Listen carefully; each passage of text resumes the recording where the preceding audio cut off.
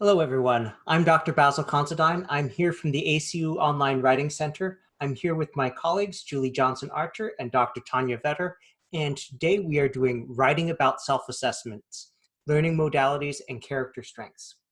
Because it's the start of the semester, I'm going to spend a little time talking about the Writing Center and what it does. If you were here for the previous APA webinar, awesome.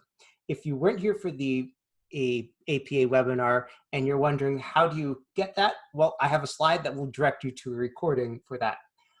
If you are a new student at ACU or new to this online program, we are happy to have you here. And one of the things that we're going to be doing is orienting you to how the Writing Center sits within the stream of courses and the services that are available to you. So the ACU Online Writing Center, first of all, is available to our students free of charge. I say free of charge because I once had a neighboring writing center that charged $60 per hour. And I don't know about you, but I'm very glad that I wasn't charged $60 an hour when I went to the writing center when I was a student. We work with students, as the name says, online. That can take place through several different channels. Most students work with us through webinars, such as this one that you're attending right now, or through what we call asynchronous appointments.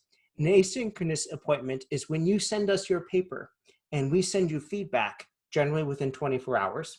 And this is contrast with real-time appointments that might take place via phone or Zoom. More on that in a moment. We have an online scheduling system called WC Online. If you're looking at a copy of the slide deck, you just click on that sign up for an appointment link and it'll take you to WC Online. To schedule an appointment with us, you go to WC Online, you reserve an appointment slot, and then by the time that appointment slot comes around, say Friday at 8 p.m., you upload your paper. So if you're someone who tends to work well into the evening and you finish your paper right before you go to bed, you might find a 11:30 p.m. appointment slot is just what you want, because you, more likely than not, if you have that appointment slot, by the time you're done with work the next day, or you're settling into work again for the next evening, we'll probably have your feedback back to you. But do plan accordingly. If you are someone who is working on a deadline, make sure you go for an early appointment to make sure you get that feedback sooner rather than later. Our online programs, most assignments are due on Monday at 11:59 p.m. Central Time. So if you are making an appointment on Sunday evening, we'll try and have your feedback to you by 1 o'clock in the afternoon, just to give you some time to do revisions. But any other day of the week, say you have a Wednesday at 8 p.m. appointment, Thursday at 8 p.m. you can expect to have your feedback. So I mentioned most of our appointments are asynchronous, with you uploading your paper and our emailing you feedback. We do phone or Zoom appointments by request. I say by request, meaning you have to ask for those and we have to check our schedules. And if we happen to be available at the time range that you're asking for, we're happy to accommodate. But if you are trying to make a real-time appointment, you should still give us all the information about areas that you might want feedback on, because if we're not available to do a real-time appointment, that tells us everything we know so that you are able to get feedback even if we can't do it via real time. I saw a question in the chat room about feedback. So if you are having any trouble seeing the feedback from your appointment, by all means, write us back. If you just hit reply to that email, that'll get to us. And sometimes people don't realize where to click, or there's an accident, the wrong link. So the feedback is saved in our system, whether it's coming through Turnitin or whether we've emailed you a track change Word document. It depends on the format. There's some things like if you have questions, how do I get this looking right? It might be easier if we send you back a track changes thing.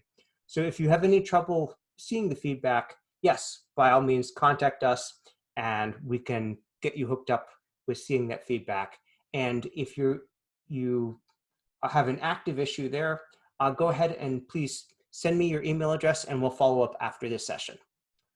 We also have at the Writing Center a detailed body of sample papers, blog posts, and other references, as well as a paper template that we have developed.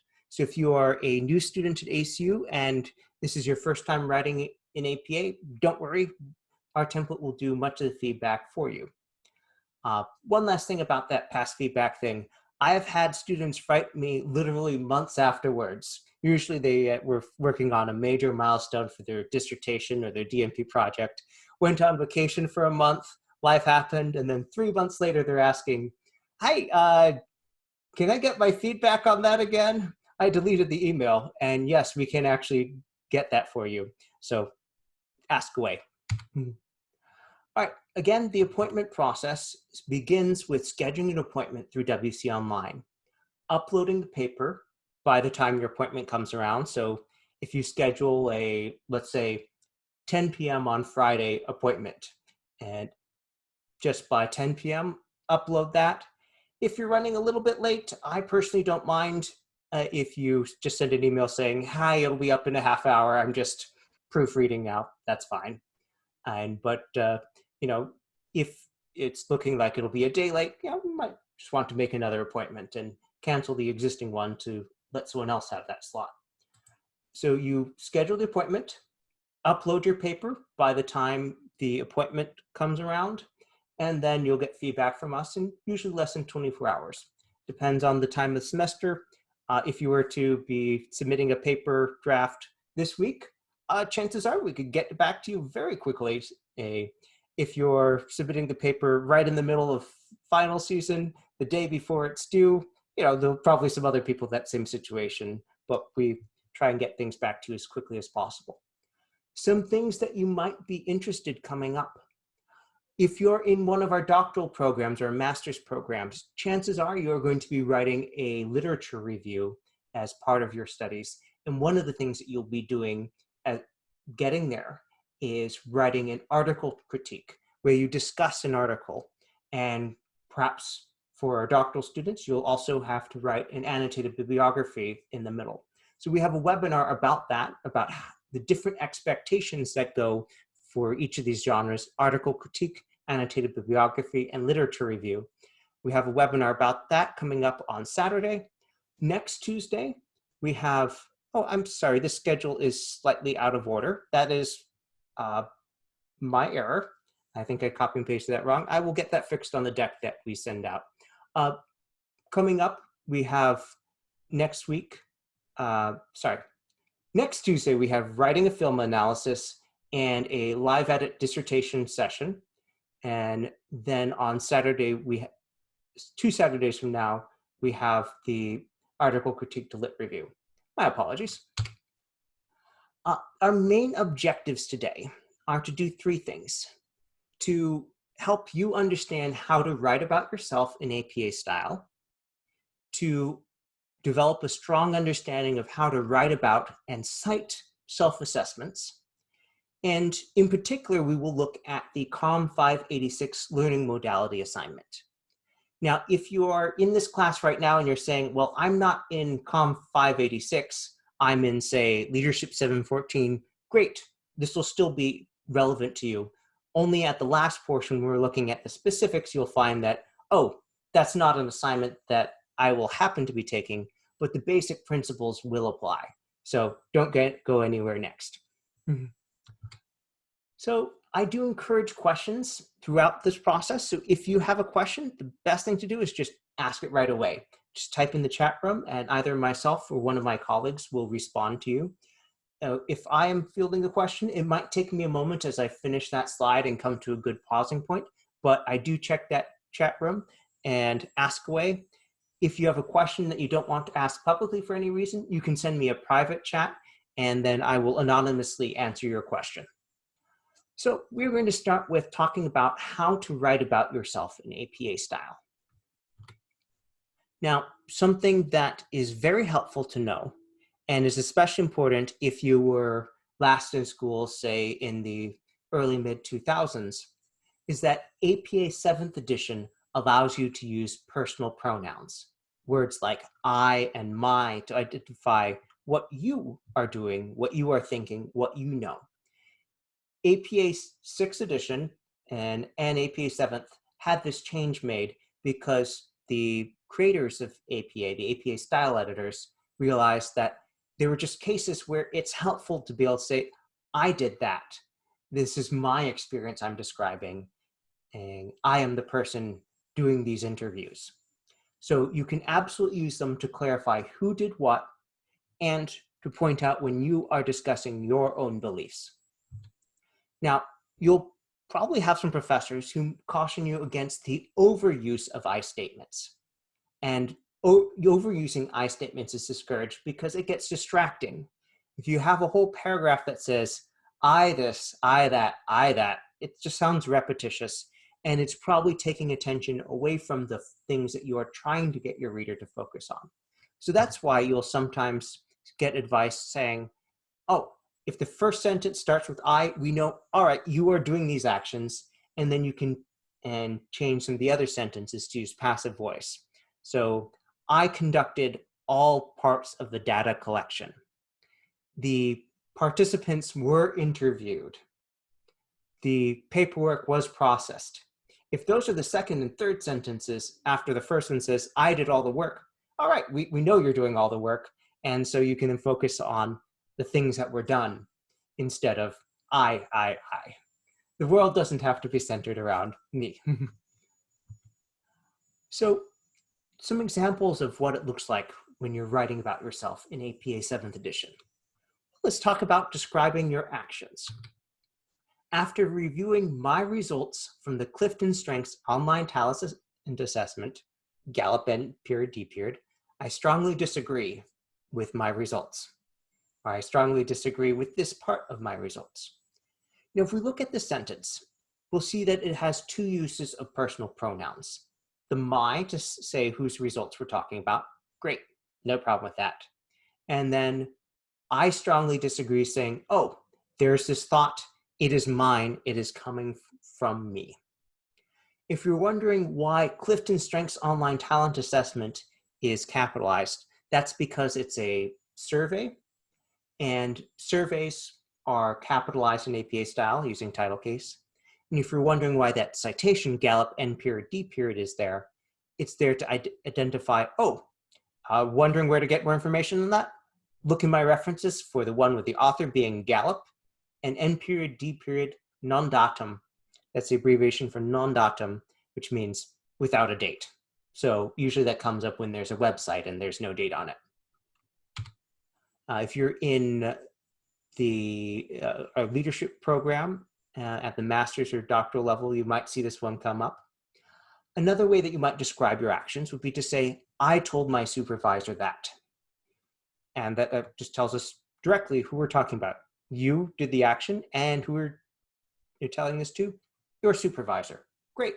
We know unambiguously who you're referring to. Now, if you're talking about your beliefs, your observations, things that you know, you can use wording like, I believe that, and refer to the basis of your observation with things like, in my 3 years of working in a public high school as a teacher, I have often, that should be observed with a V.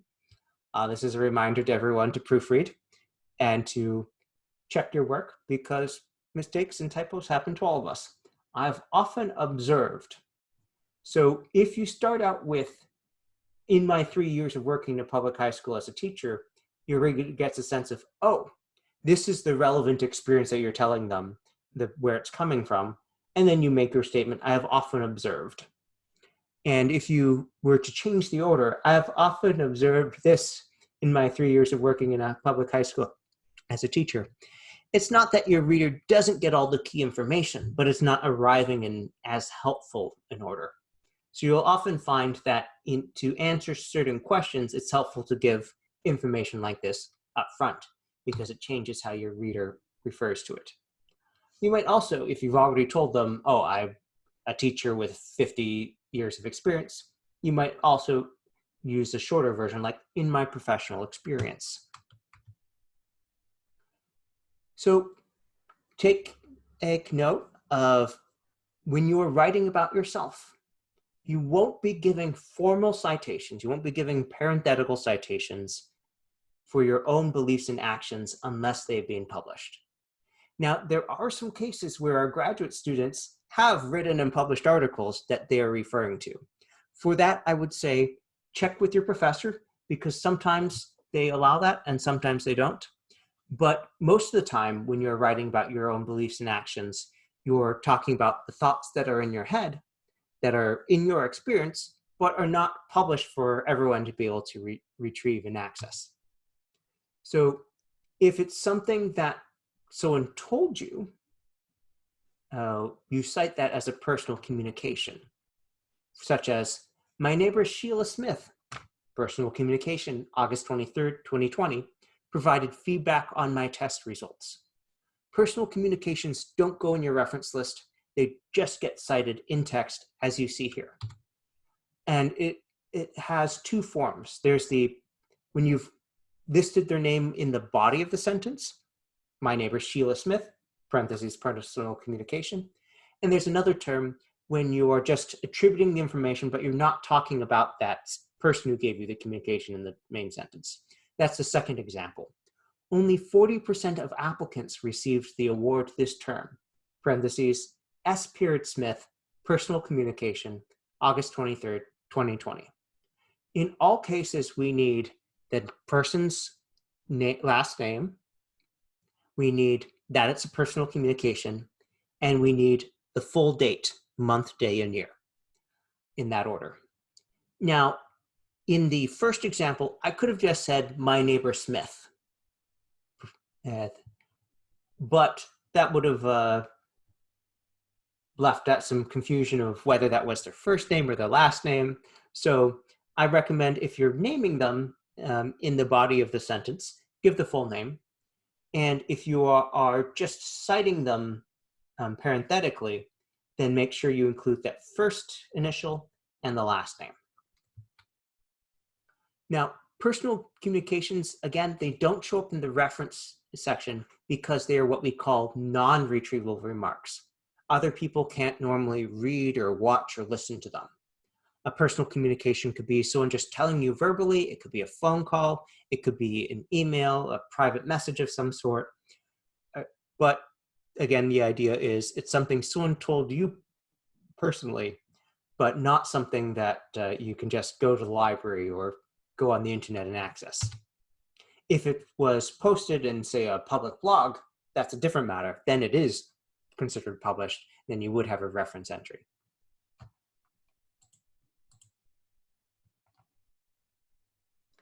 And let's move on to the next section.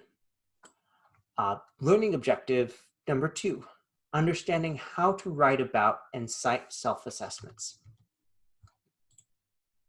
First of all, again, you can and usually should be using personal pronouns to refer to yourself. You want to make sure that it's clear that you're referring to yourself, which is why you use I and my and not a third person thing. You don't say, oh, the student did this to talk about yourself, because your reader might think that's another person. I see a comment from one of my colleagues in the chat room that I'd like to relay. Stepping back slightly to the previous one, when you're referring to personal communications, if you are anonymizing participants, you've promised them an anonymity or their sensitive information, there is a way for you to introduce a pseudonym. And I'm going to take a moment to type that example here. It is very similar. All we do is we insert a note saying that it is a pseudonym, and that goes before the personal communication part in the citation. So I just typed that in there. So it would read, oh, my neighbor Sheila Smith, parentheses, pseudonym, semicolon, and then the whole rest as it was. Personal communication, August 23rd, 2020. And that tells the reader, okay, so the next time you refer to Sheila Smith, I'll know it's the same person, but I won't know who Sheila Smith actually is. Sheila Smith could be Sally Rogers, for example. The idea is to be clear about who you're referring to, but in that case, to anonymize them. Now, if the person has given permission for you to use their name, great, awesome. But often people are more willing to just go on the record about sensitive things if you give them anonymity, and that's why you would use pseudonyms. So thank you, Julie, for that clarification there. All right, back to this one about writing and citing yourself. So again, use I, me, and my to clarify who did what and when discussing your own beliefs. And avoid the overuse of I statements because it gets distracting.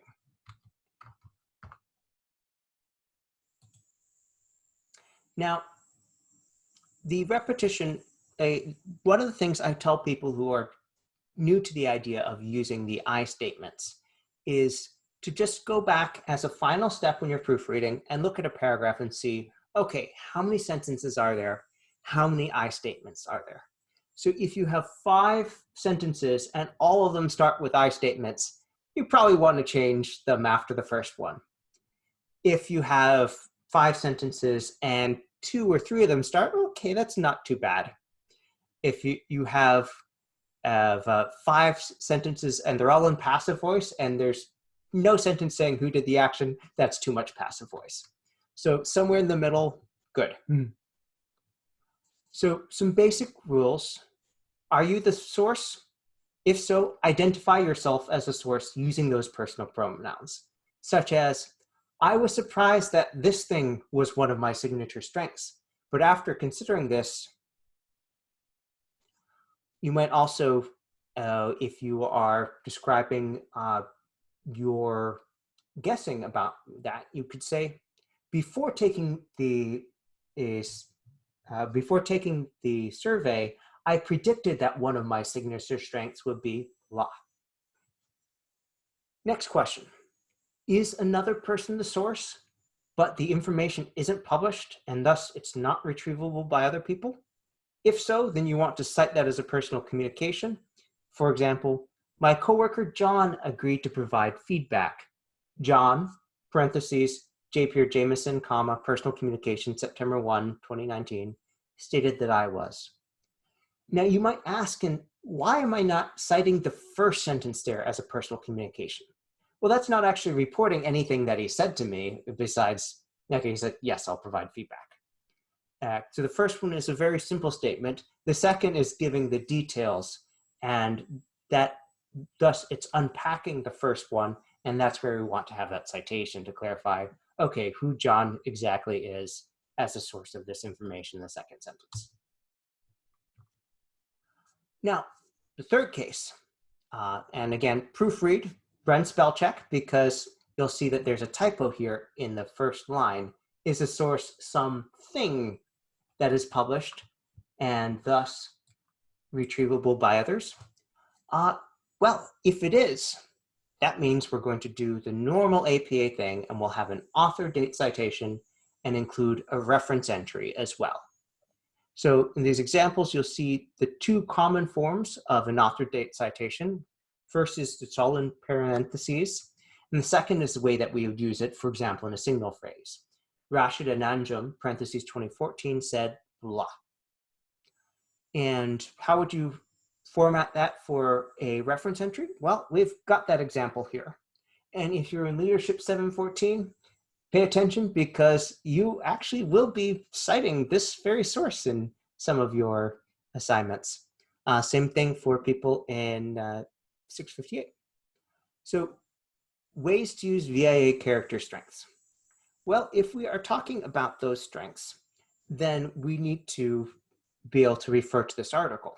If we're referring to it in the body of the text, we have those basic elements: who wrote it, the author names, and when was it published, 2014. If we are quoting it, you need to include a page or paragraph number, but in the balance of things, if you are writing about your character strengths, you're usually not quoting because you're doing more talking about how you interpret and react to your ratings, as opposed to what someone else has said about that. Now, if you're discussing the particulars of the definition, sure, you might quote that, but most of the time you'll be talking about yourself and your own beliefs. Like, I want to build my open-mindedness character strength, so I will do this as recommended by these authors. Okay, so at this point, we are going to talk about how to find the information for those citations and the references. So if you are doing the VIA character strengths assignment, you will have this piece of reading. It's an article that's been posted. Now, there are, rather, it's an assignment set, rather, that has been posted. Now, sometimes you'll find an article and you'll be able to just Google the title and find, oh, yeah, here's it as a journal article online. We'll just cite it like a normal thing. Sometimes you'll get something that you're not sure how it was published, but you can say, oh, I got this from the website. And so we start looking at this as we would any other source, asking those questions. Who wrote it? That's Tayeb Rashid and Afroz Anjum here. What's it called? Ways to use VIA character strengths. And when was it published? Well, look down at the bottom of the screen, you'll see, oh, copyright 2014. So because this piece here, this 27-page document is individually copyrighted as 2014, we can say, oh, okay, that is the publication date for this. This is the year it was released, because that's when Dr. Rashid copyrighted it. If you're looking at a web page and you're looking at the bottom and it just says copyright this, usually that's the copyright for the website as a whole and not when that website was updated or when that page was published. So if you just see a copyright date on the website, look further. If you still can't find anything, you want to list it as having no date, which is N period, D period. So again, this particular source, we have our title at the top. Just below that, we have the author names. We have the date it was copyrighted and published, 2014. And so if we back up here, you'll see that there's just one more element we need, and that's the link that you use to download it from online. So the questions are, who wrote it? When was it published? What's it called? And how do I find it? And the link, that URL, gives us the how to find it. If you're using an earlier version of APA in your previous coursework, there would have also been a retrieve from before the link, not an APA 7. It's just answering those questions very directly. So how do I find it? Just give the link. Okay, let us do a circling of the wagons and talk about what to do if you are looking at a web page and you just can't figure things out. Well, you can always contact the Writing Center. That's one of the things that we're here to do, to help give some insight into it. It helps if it's a specific question. So if you have a website you're trying to cite, for example, and you've made a good faith effort at trying to get it right, well, send us what you have. Give us what specific questions, like you might just be wondering, well, have I marked it correctly? It's a YouTube video. Do I mark it as a website? Do I mark it as a video, or what? Include that question, and then we'll know exactly what you're asking about, and we can respond right back. You can also, if you are uploading a draft for feedback, you can include questions there. Now, I have some students who will write their questions in the appointment form. I have some who will put in marginal comments, so I see it on the side. Also see some who just write in text in the middle of the Word document and highlight it. That's fine. So long as we know there's a question that you want to ask, it's very easy to do. But I do recommend that you put the question in the appointment notes if it's easy, because that way the reply will be in the body of your email, so it'll be easy for you to find in case you have to look for it later. All right. At this point, I'm going to ask, are there any questions about those general things we've been talking about before I end up diving into this COMM 586 learning modality assignment? And if you need a moment to formulate your question, not a problem. Just send that question out to the chat room when you're ready, and we'll take it then. So we're going to be applying the same core principles we've been discussing so far, but we're going to be looking at a specific assignment. And if you are watching this on a recording, and you should have access to the slide deck. We always post the recordings and slide decks to the Writing Center website. And if you have RSVP'd for this webinar, you will get an email afterwards with a copy of the slide deck and a link to watch the recording. If you're attending right now in real time and you didn't RSVP, but you would like those, just type your email address in the chat room and we'll be happy to send that to you. So I have links here for two things that I strongly recommend starting with. One is the assignment itself, and the other is our APA course paper template, which will make a lot of the formatting simpler and faster. So let's go ahead and let's take a look at that assignment in Canvas. So I'm just going to switch my share over so you can see this assignment here.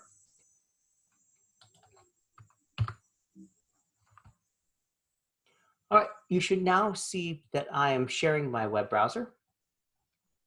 And we are looking at a week 1 assignment for this COMM class. So the assignment is called Learning Modality. And we have three intro sentences at the top. Do you know how you learn best? If you get the latest, greatest new cell phone or iPhone, etc., do you read the owner's manual, ask someone, or just start pushing buttons until you figure it out? In this assignment, you will take a learning assessment to find your own learning style and then reflect on the results. Now, if you're not familiar with the VARK Learning Style Assessment, it's a pretty fast one to do. And I'm going to go ahead and I'm going to share the link in the chat window. So even if you are not enrolled in this class and you want to take this assessment, you can. So this is a questionnaire that tries to get at how some things are meaningful and helpful to you. So bear with me as I go ahead and take this quiz. Okay, I can select multiple options. Great, I like having multiple options. A website has a video showing how to make a special graph or chart.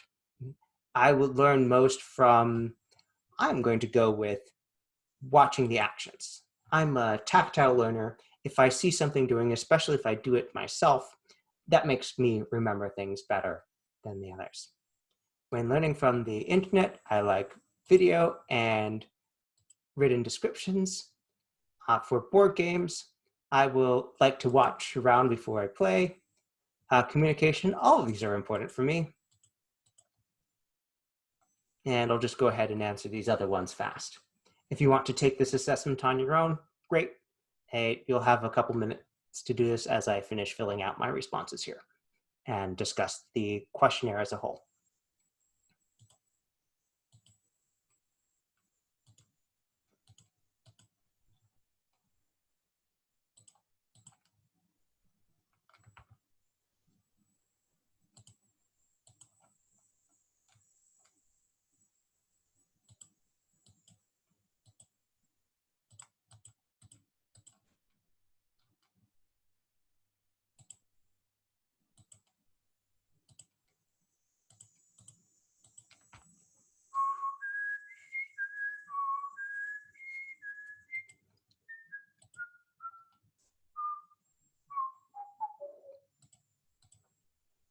We'll start wrapping it up. If you are taking a moment to finish taking this on your own, that's right, okay. Because I'm going to be talking about the test results and how you might describe those. So I'm done filling this out. I'm going to go ahead and hit OK. And we'll see what this questionnaire happens to give me for a score. So my scores are visual 9, oral 9, read write 11, and kinesthetic 8. Okay. Now, it's important to remember that all of these strength and personality tests aren't designed to tell you, oh, you're bad or you're awesome. They're designed to help you understand yourself more and how to play to your strengths. And if there are areas that you would like to be stronger or develop more in, to give you a lead on this. So looking at my results here, I see, oh, read write 11. That means reading and writing are important to me. Fortunately, I'm working in a writing center right now, so that score matches up with what I'm doing. But let's say I looked at the kinesthetic and said, well, you know, come to think of it, I don't do as much stuff with my hands as I would like. I would love to have better hand-eye coordination. I'd love to just be more comfortable with that. And I could say, oh, well, then the kinesthetic score is one that I would like to improve. And so there are strategies that I might want to use. And I mention this in part because you'll see that these links here are to different help sheets. So many of the leadership assignments will ask you to describe a strategy to improve in certain areas.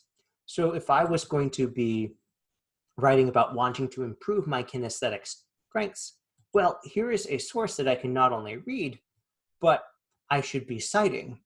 And so I could write about my plan to do this and say, I have selected some things from this web page and cite it. And so you'll see that there's a variety of things here. We have, general characteristics. People who have this preference often have these things. Here's some things that these people often like to do for absorbing information when they're giving information to other people, and notes about study and learning. All right, let's go back to that course website here. So let's look at that assignment. And in fact, I'm going to focus in a little bit here. Let's go ahead and go back to our slides where I've extracted this assignment and put it onto a slide. So we're not looking at the rest of the text. We're just focusing on what this is asking you to do, which is to write a 1 to 2 page reflection in which you address the following prompts. Now, reflection. So a reflection paper is not a paper where the goal is to convince the reader of something. It's not an argumentative essay. The goal is to share your thoughts and your insights, your murmurings, if you will, about, in this case, the test results. And while you do that, we're tasked with answering these 5 questions here, or 5 questions and prompts. Describe the learning theory that explains how you learn best. And there's some articles that we're supposed to be using for citing those theories.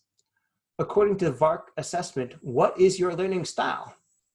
Well, according to that test that I took, my style is less kinesthetic, less visual, less oral.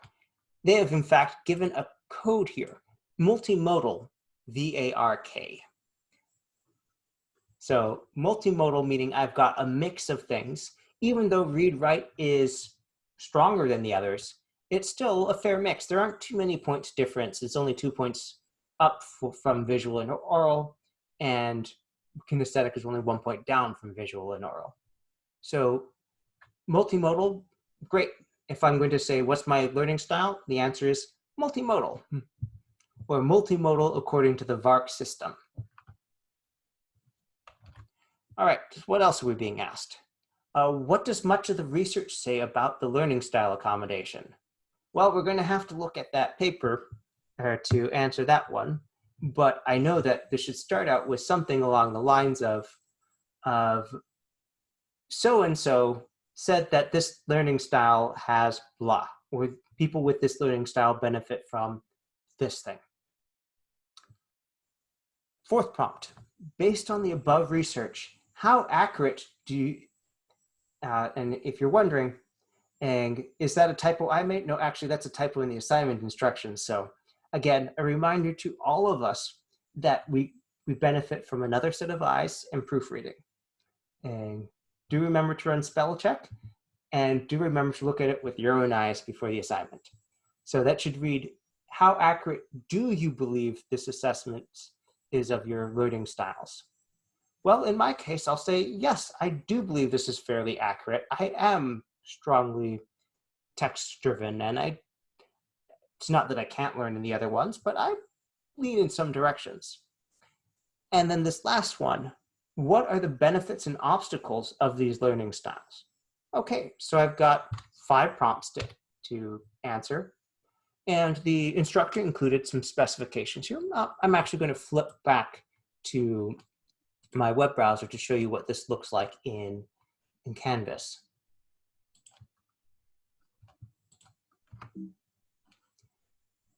All right, so this is that section here, paper specs. Let me make that a little bit larger. Paper specs. Okay, the name in the upper left corner of the page. Come back to that in a moment. include the question prior to each answer, format and cite using APA style, include both in-text citations and references, and then a note that excellent papers will adhere carefully to the prompt, be on topic with the appropriate in scope and length, match the rhetorical task assignment, be virtually flawlessly edited. So not only should you spell check it, read through it, but I'd say come to the Writing Center and get another set of eyes on it as well, with strong support and follow APA format guidelines. And how much is the instructor saying this should really be polished? Well, we'll see that 25%, a whole quarter of the points, are for the writing quality here. So that's not just how it looks, it's also, are you making a strong argument and a clear argument? But the writing part, the content, and here is 3/4, but the quality of the writing is a whole 25%. And that's the difference between an A and a C. So let's pay attention to that one here. Okay, back to the slide deck here.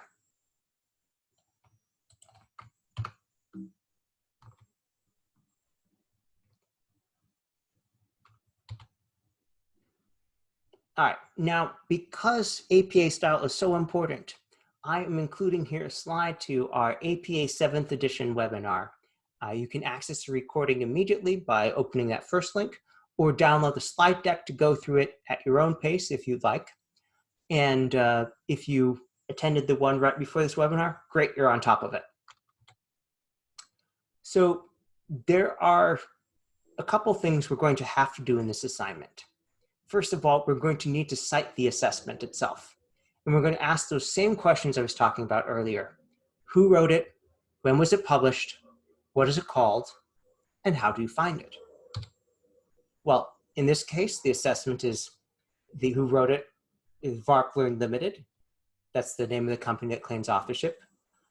If there's no date given for it, you go to the web page, you can't find a date saying published or updated on this date. You just use N period, D period. Again, that stands for non datum, which is just Latin for not dated.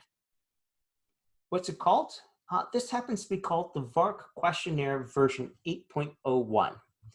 And we're going to step back and look at this in the web browser because often people run into some confusion here. So we don't need to look at my results anymore. Let's back up and look at the questionnaire itself. So you'll see here it says the VARK questionnaire. So that's the name of it. And the version is here. Now this is a web form that I fill out to do the survey. And APA style calls that a piece of software. It's a simple piece of software, but it's still considered a piece of software. So software has the version number given when available. That's why we include version 8.01. The V in version gets capitalized in that. And let's go back to those slides now. We also, of course, need to include how to get there, how to find the questionnaire. Now, in this case, it's a public website. Anyone can take it. You don't need to pay money. So you just include the link straight there. And we end up with this here, the VARK questionnaire version 8.01. Now, let's talk a little bit more about how to cite those results. Because, well, I can go and for now, until I close my web browser, bring up my results. No one else can. And if they go there, they'll have to take the test themselves, and then they'll get their own results, not mine. So are these results retrievable, meaning someone else can access them? No.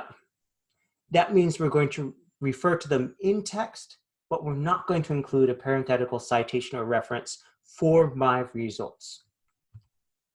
And that's all there is to it, because we don't need to worry about a reference entry. We don't need to worry about a parenthetical citation. We just need to tell the reader in plain English that I'm talking about my results. For example, I completed the VARK questionnaire, VARK Learning Limited, ND, on August 23rd, 2020. However, I disagree strongly with my test results. For example, I received a 1 on visual, which strikes me as highly inaccurate because I am a visual arts major. And you'll see that the first sentence tells us, oh, I completed this test. What test? Oh, there's a reference, so you can go find all the information about it. And I completed it on a particular date. Great. And what am I bringing up? However, I disagree strongly with my test results. There's no citation there because it's not retrievable. For example, I received a WOD on visual, so I'm relaying my results. And then I'm commenting on it, which strikes me as highly inaccurate because I'm a visual arts major. More on that. Well, if they are retrievable,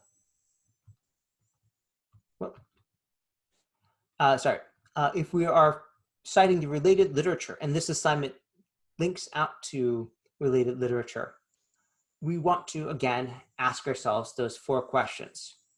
Who wrote the material? When was it published? What is it called? And how do you find it?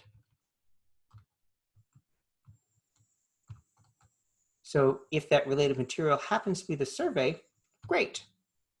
But if it happens to be a set of PowerPoint slides, and going back to the web browser there, if we are looking at the assignment here, you'll find that we have various things. So this is just linking to the assessment.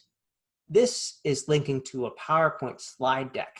You can see there, when I hover over the link, it shows us the file ends with PPTX. That's a PowerPoint file. And guess what? There is, in fact, a format for citing PowerPoint slides. So let's go ahead and look at what that is. So if we're citing PowerPoint slides and giving a reference entry, we want to start with the same basic questions. Who wrote it? When was it published? What's it called? And how do you find it? There will be some added detail versus what we're looking at earlier, because in this case, usually the PowerPoint slides are coming from a publisher or an institution like a university, and the note that these are, in fact, PowerPoint slides. So for in this case, if we're citing the specific deck from that assignment, we're going to give the author's name, last name, and first initial. There's no date on it, so N period, D period. The title, written in sentence case, the learning styles debate, what the research reveals, period. In square brackets, we'll include that these are PowerPoint slides. Their institution, the university they're working from, that they list on the slides, American Intercontinental University, and then the link. Now that's still the basics of who wrote it, when was it published, what's it called, and how do I find it? The difference is that the how do I find it, we get 2 pieces of information. Well, we find it from this person at American Intercontinental University, and through this specific link is how I got it. So if you are citing this, you have 2 different ways that this might look in the author date citations. There's if you're referring to it in the body of the sentence, in which case we get Holden, the author's last name, and N period, D period in parentheses for the date. Or if we're just indicating, oh, this is where that information came from, in parentheses, Holden, comma, N period, D period. There should be a period after that. Let me fix that really quick. And then I see that there is a question in the chat that I will take.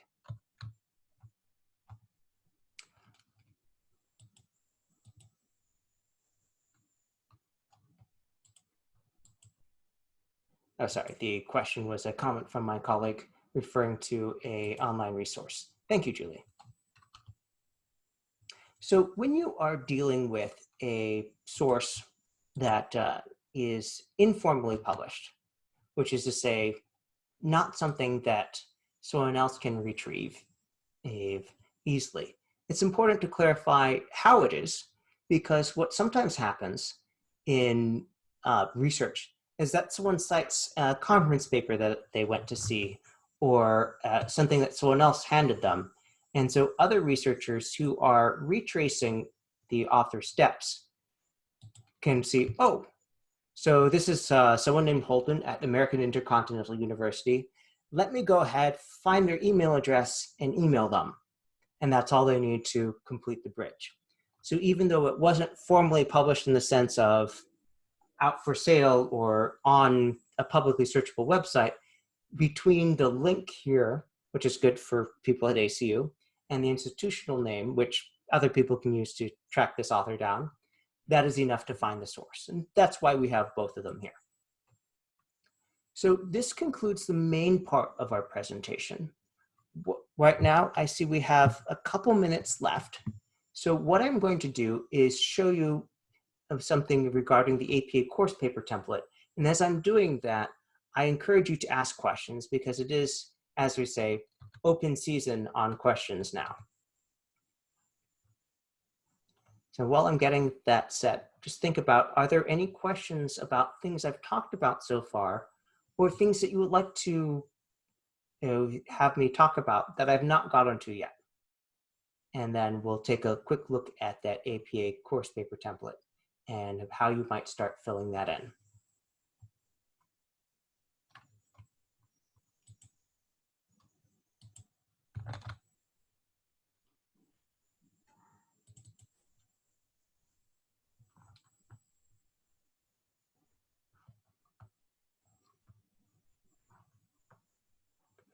Now, while we're getting that ready, let's go ahead and head over to the web page again. And let's look at the guidelines we've been given here. Okay, 1 to 2 pages of reflection. So that means 1 to 2 pages of body, not counting the reference section, not counting the cover page, not counting the abstract if you're required to do that. That's 1 to 2 pages of body text, meaning and the text where you're actually writing your paper, where you're giving the arguments, the evidence, and everything.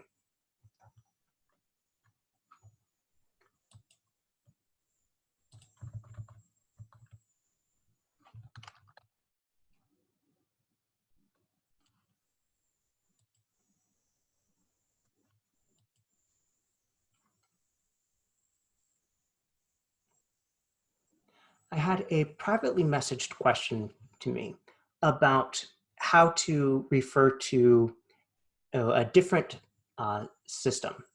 If you're taking any other personality or strengths test or leadership assessment test, even say Myers-Briggs personality test, the basic principles will be the same. APA style doesn't really care which strength system you're using. You'd use the same way to refer to them. Now, there's some things like Clifton StrengthsFinder and the character strengths where you can actually buy books for these that will explain things. And if you are citing those books instead of the online pages, of course, your references would lead to those instead of the website. So it is possible for some of these assignments to refer to printed materials and online ones because they're available for both. So that was an excellent question. So I am going to share my screen now to a copy of the paper template that I have open on my computer. And because this assignment asks for what we call a house rule is something where there's a change from what APA requires or what so-called strict APA style requires. It's usually because the professor wants to see it. Now, in this case, the instruction on the assignment page was to have your name in the upper left-hand corner of each page. So what I do here is I click into the top of the page, this is what's called the header. And if I go ahead and type my name here, I'm just going to peek at the instructions and see if it's full name or last name. Let's see, it says put your name in the upper left corner. So because it says put the name, I'm going to put my full name here. If you're in this class, you might send the professor an email and say, do you want first name, last name, both? And you can just clarify that. But I think given the instructions, I should be good with my full name here. And I'll go ahead and I'll start filling in things here. So this happens to be the learning modality, a reflection. So I'm going to call it just that. Learning modality self-reflection. I can go ahead and fill all this in later. Right now, I'm going to head off. This assignment doesn't require an abstract, So I'm just going to select that all and delete it. And I want to have the same exact title of my paper there, which is why I've just pasted it in there. And then I can delete all these placeholders and start going. Before I do that though, I'm going to go ahead and I'm going to paste the main instructions here into this document here, because it happens to give some good detail on what the professor wants. So there is a instruction in the paper specs thing that I'm also going to copy here.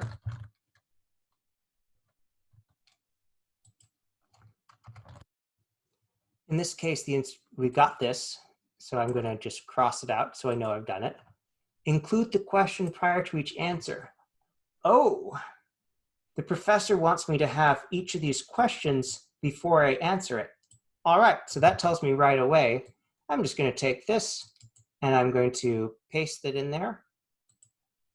And because I want to have that same APA font and everything, we're going to go with keep text only. That didn't go quite as planned. All right, let's go with match destination formatting. Better. All right.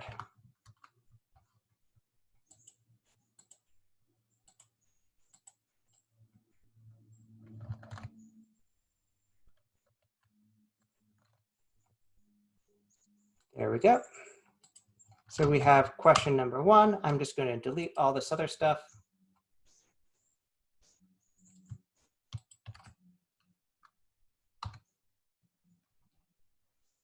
And I know I've got these questions here, so I'm just going to paste them in, and then we will be unfortunately out of time.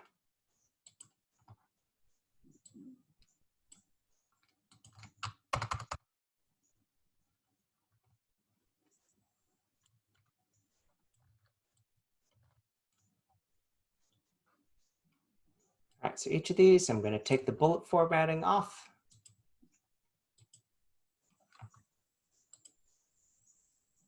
And I'll turn them into headings. Now, because I'm turning them into headings, I also need to apply APA rules for how to capitalize these.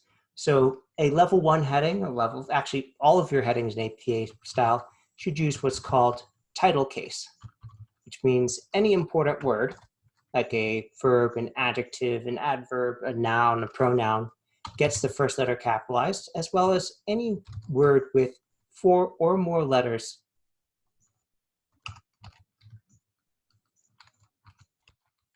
So I'll just go ahead and take care of this. So that's the question the first question the professor wants me to be answering. And so then I just start off with my paragraph and I answer that one and then go to the next. Now, 1 to 2 page reflection, these aren't going to be super long responses. If I went an average of half a page per question, that would take up the 2-page maximum. So it's probably going to be a shorter paragraph for each. Great, I know exactly what I need to do. I need to basically answer those questions, give a little supporting detail, cite things correctly, proofread it, spell check. I'll go ahead and make an appointment with the Writing Center to get some additional feedback on this and another set of eyes. And then I should be all set. So I hope that's helpful. This concludes our webinar today. I will stick around for a few minutes in case there are any other questions, but if you want to catch this on the replay, we'll be posting it to the Writing Center website tonight, and anyone who RSVP'd for this will automatically get a copy of the recording. Have a great evening, everyone.